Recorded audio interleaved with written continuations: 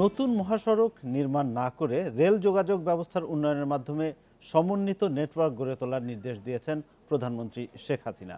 NEC সম্মেলন কক্ষে একনেক সভায় তিনি এ নির্দেশ দেন। সভায় নারায়ণগঞ্জে জাপানি বিনিয়োগকারীদের জন্য অর্থনৈতিক অঞ্চল এবং সারা দেশে সেতু নির্মাণ প্রকল্প অনুমোদন পেয়েছে। উন্নয়নের ধারাবাহিকতা ধরে রাখতে দ্রুত শিল্পায়নের মাধ্যমে অর্থনৈতিক উন্নয়ন ও ব্যাপক কর্মসংস্থান তৈরির পরিকল্পনা নিয়েছে সরকার। এজন্য স্থানীয় ও বৈদেশিক বিনিয়োগ আকৃষ্ট করার চেষ্টা করছে অর্থনৈতিক অঞ্চল কর্তৃপক্ষ বেজা।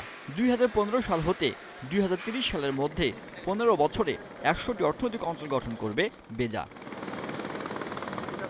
জাপানি বিনিয়োগকারীদের জন্য নারায়ণগঞ্জের 2500-এ 991 একর জমির উপর নির্মাণ করা হচ্ছে অর্থনৈতিক অঞ্চল।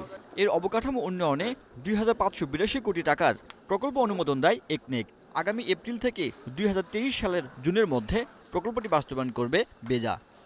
এটা আমাদের বেজা ইতিমধ্যে করছে, সেইভাবে এটা করা হবে, মানে অবকাঠামোগত উন্নয়ন করে দেওয়া হবে, তারপরে তারা তাদের বাকিটা করবে।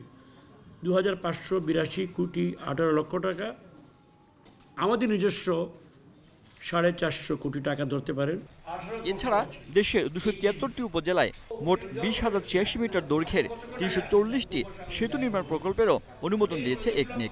সভায় নতুন রেলপথ নির্মাণ সহ এ খাতের অবকাঠামো উন্নয়নের নির্দেশ দেন প্রধানমন্ত্রী শেখ হাসিনা।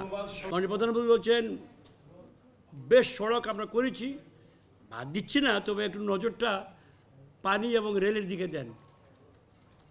রেলটাকে আরও জোর দেন, পানির দিকে জোর দেন। সভায় প্রাথমিক পর্যায়ের শিক্ষার্থীদের তথ্য উপাত্ত সংগ্রহ ও সংরক্ষণ প্রকল্প সহ মোট 6,276 কোটি টাকার 8টি প্রকল্পের অনুমোদন দেওয়া হয়। Sajjad Hossain, independent news, Dhaka.